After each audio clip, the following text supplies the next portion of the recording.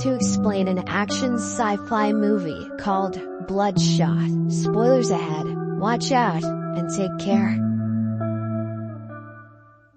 The movie opens in Mombasa, Kenya, where we see a U.S. military officer, Ray Garrison. He is on a solo mission to rescue a hostage from a terrorist group that has already killed 4 of his comrades. Ray then storms into the building and eliminates the terrorists one by one, but he soon comes across the final boss, who is holding one of his comrades hostage. Ray drops his weapon and starts negotiating with the terrorist. The latter demands a helicopter to escape, to which Ray pretends to agree. But when the terrorist proceeds to bring out his phone, Ray quickly grabs his gun and shoots him dead. After completing his mission successfully, he returns home to his wife, Gina. They are overjoyed to meet after a long time apart, and they hug each other. The couple then goes on vacation to an Italian coastal town, where they make many wonderful memories. At night, after they finish having coitus, Gina sees several battle scars on his body and becomes very worried. However, Ray assures her that despite all the wounds, he will always come home to her. The next morning, when Ray wakes up, he doesn't see Gina anywhere. He finds a note instead claiming that she went outside to get some breakfast. Ray doesn't think much of it and proceeds to get ready for the day. But shortly after, 2 unknown people break into his room and attack him. Ray easily defeats both of them and rushes out in search of his wife. Outside his door, he bumps into a British man and apologizes. But moments later, Ray stumbles and falls to the ground, feeling dizzy. The British man comes to check on him, asking if he needs help. However, he soon changes his demeanor and injects Ray with a sedative. Tough luck, old bean. In the following scene, Ray awakens tied to a chair and notices the same British man dancing in front of him. He introduces himself as Martin Axe and asks who tipped him off about the situation in Mombasa. Ray responds that he doesn't know and that it's just his job to follow orders. Martin realizes he won't cooperate easily, so he brings in a tied-up Gina and threatens to murder her. Ray begs him to let her go because she has nothing to do with this, but Martin refuses. He asks Ray the same question about Mombasa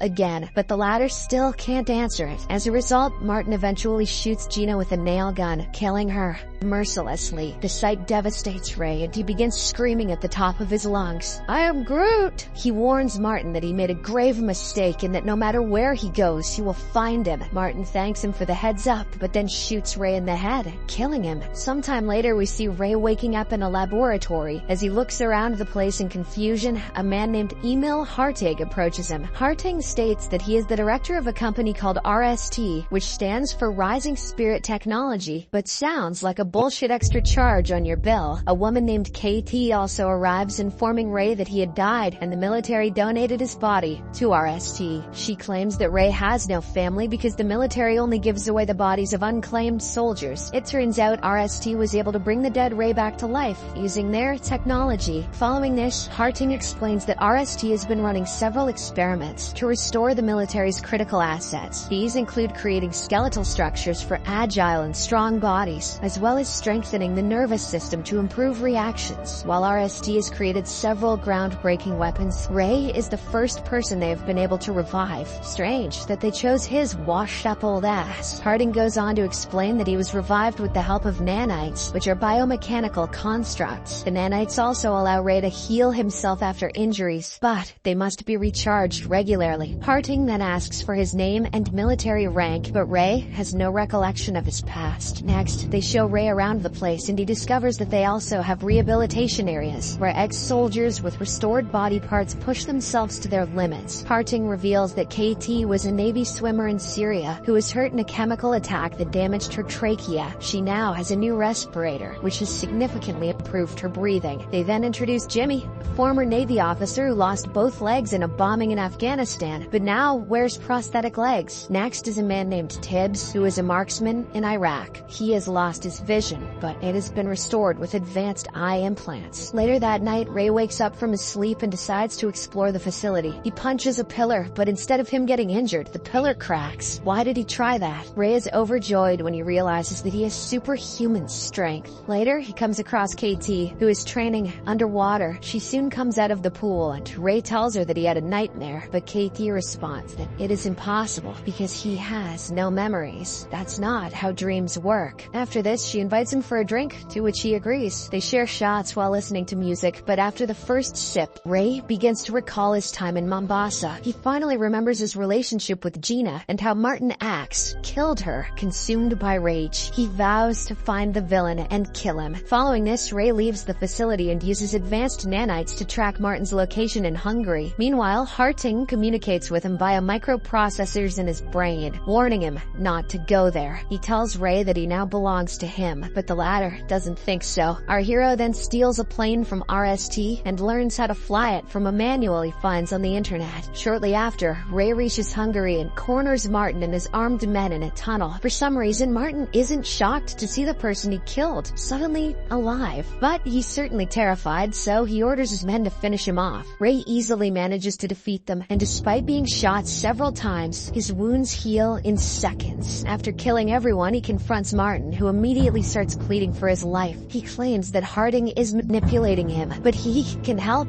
However, Ray refuses to listen and brutally shoots him to death, completing his revenge. I call that a bloodshot. In the morning, Ray drives to a location where KT, Jimmy, and Tibbs are waiting for him. He tells them that it wasn't necessary to pursue him because he would have returned to the facility anyway. It is revealed that his nanites have low energy because his body was repaired many times during the earlier fight. Later that night, while Ray is recharging his energy, Jimmy suddenly shows up. It seems that during the recharge process, Ray is unable to move or speak. Taking advantage of this, Jimmy mocks him for being foolish enough to believe that Gina is actually dead. The revelation shocks Ray, but he soon falls unconscious. At this point, we discover that Harting has been using Ray as a puppet to kill his enemies. He has planted false memories in Ray's mind. With the help of his programmer Eric, it turns out that everything we saw at the beginning of the movie was just a simulation designed to trick Ray. In reality, Martin had never met Ray or killed his wife. Martin is not even the first victim, as Ray has assassinated numerous people under the same guise. These targets were former RST scientists who had left the company for some reason. After Ray falls unconscious, Eric begins resetting his memories and altering his recollection of Gina's death. He replaces Martin's face with that of another man called Barris. KT finds the whole situation disturbing and asks Harting to stop. However, he instructs her to mind her own business and concentrate on her job. He threatens to turn off her enhancements if she dares to interfere again. Sometime later, the rebooted Ray wakes up in a confused state again. Harting and KT introduce themselves and show him around the facility just like before. Later that night, while KT and Ray are drinking again, he recalls Gina's death and recognizes Barris as her killer. Ray then steals a plane from the facility to get the job done. Harting pretends to stop him as usual, but a vengeful Ray refuses to listen. Shortly after, Ray learns that his target is in England and heads there. He soon breaks into Barris's mansion and begins killing his men one by one. Meanwhile, Eric hacks into the mansion's CCTV cameras, allowing them to see what's going on. He discovers that Barris has hired Wiggins, a brilliant programmer who is developing an EMP device to use against Ray. It is revealed that this device emits an electromagnetic pulse capable of destroying all of the nanites repairing Ray's body. However, before the device can be activated, it must be charged to 100% capacity. Harting realizes the situation is too dangerous and orders Ray to leave. However, the latter ignores the warning and mutes him. Before the EMP is fully charged, Ray enters Barris's room and begins accusing him of murdering his wife. The man is confused and denies killing anyone, but Ray shoots him to death. I call that a bloodshot, he says again, thinking it's the first time. Moments later, someone activates the EMP, causing his nanites to stop functioning. Ray immediately collapses to the ground, and RST loses all access to him. In the following scene, he awakens to a powerful electric charge and sees Wiggins in front of him. Ray assumes that he's in danger, but Wiggins clarifies that he doesn't care about Barris's death and was only forced to work for him. He actually wants to help Ray and asks about his motive for killing Barris. Ray explains his wife's death, but admits that he has been seeing different faces of her murderer. Upon hearing this, Wiggins quickly deduces what RST is up to. He reveals that there were rumors of people who left RST being killed one after the other, with the method appearing to be personal revenge. He then informs Ray that his memory is being manipulated and that RST is using him as a toy to kill people. The revelation leaves Ray shocked, and he assumes that Gina must still be alive. He decides to look for her, but Wiggins is concerned that if he leaves, Harting will again again erase his memories and frame him as the murderer. Ray assures him that this won't happen, even though he has no reason to assure him of that, and gives him a sample of his nanite-infused blood for inspection. And after some time, Ray tracks down Gina's location and goes to see her. She is delighted to see him after so long, and they warmly hug each other. However, when he reveals that he has returned home to be with her, she is perplexed. Gina informs him that it has been 5 years since they last saw each other, and that they parted ways on mutual terms. Furthermore, she is already remarried and has 2 children. Upon hearing this, Ray is devastated and leaves without saying a word. While he is driving, he is suddenly struck by an armored vehicle. Turns out Jimmy and Tib have tracked him down and are now pursuing him. They relentlessly chase Ray through the city. Then Jimmy's prosthetic legs are destroyed when a truck collides with his vehicle. Moments later, Tibbs shoots Ray with a bullet capable of disabling the nanites, causing him to lose consciousness. In the next scene, Ray is once again brought back to the lab. Harting then orders KT to go after Wiggins, but she refuses to do so. This enrages Harting so much that he turns off her respirator, causing her to struggle to breathe. With no other options, KT finally agrees to do the job. We later see her approaching Wiggins on the road, asking him to light her cigarette. He nonchalantly agrees, but as soon as he inhales the fumes from the cigarette, he is knocked out cold. Sometime later, Harting places Ray in a simulation and prepares to erase his memory again, but at this moment, KT returns and lies to him, saying Wiggins got away. It is revealed that she has secretly joined forces with Wiggins, who is currently hacking into the RST system. Shortly after, Ray's reset process begins, but KT enters the control room and disables the system. When Harting learns about this, he attempts to kill her by turning off her respirator, but Wiggins has already disabled the access to her implant, so she can no longer be hurt. At this moment, Ray also awakens and starts wreaking havoc in the facility by throwing grenades. This forces Harting to rush to safety, but not before ordering Jimmy and Tibbs to handle the situation. Jimmy then attaches robotic arms to his back, and the two of them go after Ray. However, even their combined forces are no match for Ray, who seems overpowered. The three fight near an elevator until the structure begins to crumble. Tibbs soon falls to his death while screaming for help, but Jimmy doesn't care. He is determined to destroy Ray, and the two men begin fighting with all their might. The elevator eventually collapses, causing them to fall from the building. Jimmy dies from the impact, while Ray recovers quickly due to his nanites. Aware that his plan has failed, Harting tries to escape in his car, but Ray catches up to him. The evil scientist then fires several grenades at him, causing significant damage, but Ray recovers each time due to his nanites. Harting then warns him that when his nanites reach 0, he will die. Moments later, Ray ends up catching the final grenade, and the two begin tussling with each other. In the end, our hero sacrifices himself by blowing up the grenade between him and Harting, killing them both. In the final scene, Ray unexpectedly awakens to find Wiggins in front of him. It turns out Wiggins had revived him and improved the nanite's stamina. This means that he no longer needs to charge them all the time like before. Science. Ray thanks him and heads outside. Ray meets KT. She apologizes for lying to him and keeping Harting's plans a secret, but he doesn't seem to care about that anymore. Ray explains that while they cannot change their past, they have control